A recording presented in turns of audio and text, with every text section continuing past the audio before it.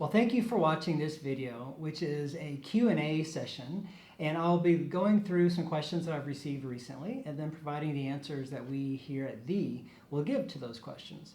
So the first question is this: is there any additional funding available for my children who are special needs? They were both PUF children last year and they need special therapy. They're in grades 1 and 3.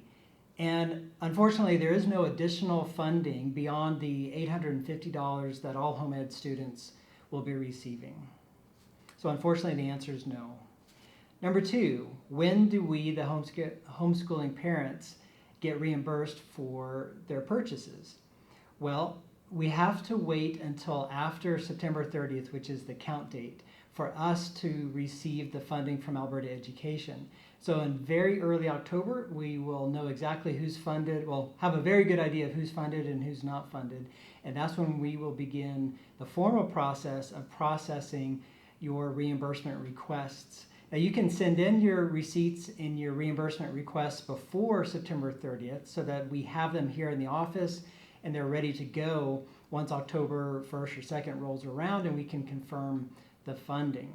But because we don't get our funding until very early October, we don't have the money to give it out during September, and that's why we wait until October to start processing the reimbursements. And you can imagine the stacks of reimbursements that we do have once we start in early October for processing. So please know, during September, our main focus is on registration and helping everyone get their registration or their notification completed. So that's the notification form and the program plan. Our priority for September is to get everyone registered, notified properly, and get all of those details in place. And then once September 30th comes and goes, we know who is with us and we know our numbers. And that's when we get our funding as well. So all of that happens before we can start processing your reimbursement request. But as soon as we do start, it's an ongoing process for the entire school year. I know some programs will process reimbursements once a semester, but once we're up and running in October, we're essentially processing them every week. So it's a very fast turnaround. Next question, which is part of the number 2, she asks, do I just buy the resources now and submit the receipts later?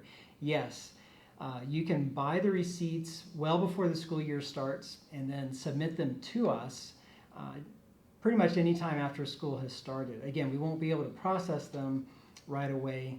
We'll have to wait till October, but you can certainly send them in so that they're in the queue and we have them ready for reimbursement when we start. And then she asks, is $800, it's $800 and something, and the answer for this school year is that it's $850 per child. Then she asks, are any resources loaned out by us? And no, we don't loan any resources out. Many years ago, we did have what we call a lending library, but virtually no one ever used those resources, so we ended that. And no, we don't have any resources here at our office that we would lend out. Next question, do you have a newsletter? Yes. Every month I send out a newsletter through Constant Contact. So make sure in your email software that you have whitelisted the domain the.ca, so thee.ca. If you want to be specific, you can whitelist my email address, which is Brett, B-R-E-T-T, at thee.ca. So you'll make sure that all of those emails coming from Constant Contact will arrive into your inbox. And please do make sure that you're getting those newsletters.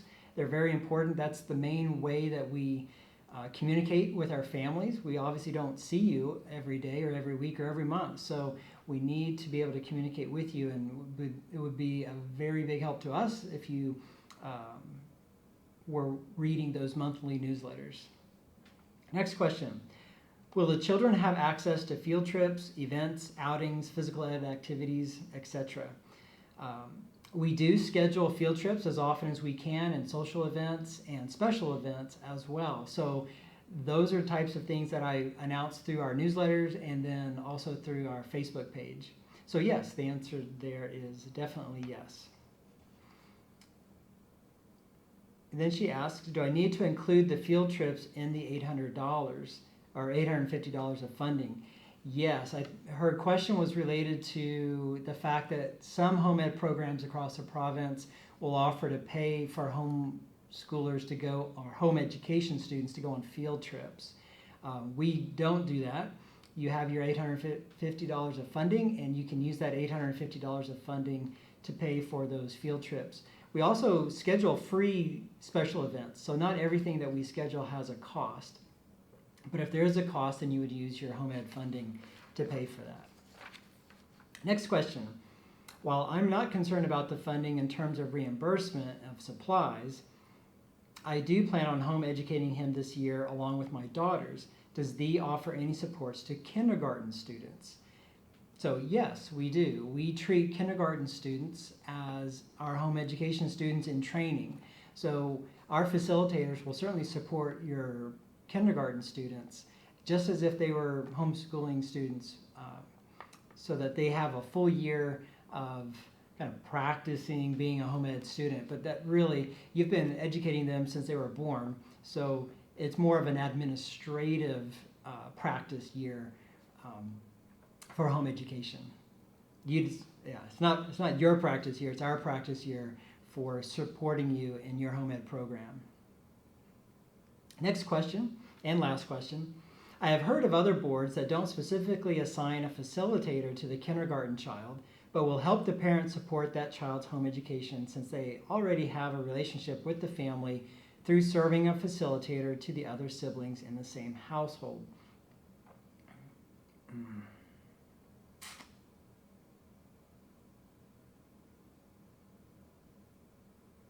You know what?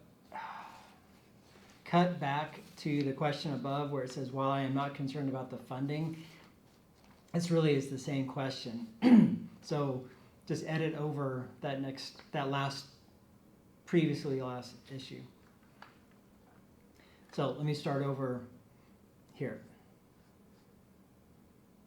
Next question and last question, does thee offer any supports to kindergarten students? And the answer is yes, we do.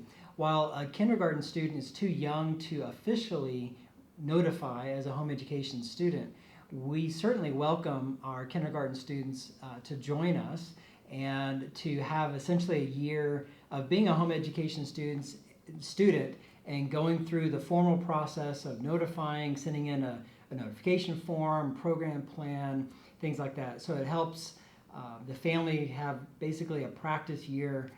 No, that's stupid. Okay, never mind. Go back. Next question and final question is, does thee offer any supports to kindergarten students? And the answer is yes. So while a kindergarten student is too young to officially notify as a home education student, we at thee definitely support kindergarten students. Our facilitators will treat your kindergarten student just as if he or she was an official home education student. So you are completely free to and encouraged to ask us in the office or your facilitator any questions related to the learning program that you want for your kindergarten student. So that's it for this short Q&A video. If you do have questions of your own, please send them to me at brett@thee.ca, and maybe they'll make it into the next video.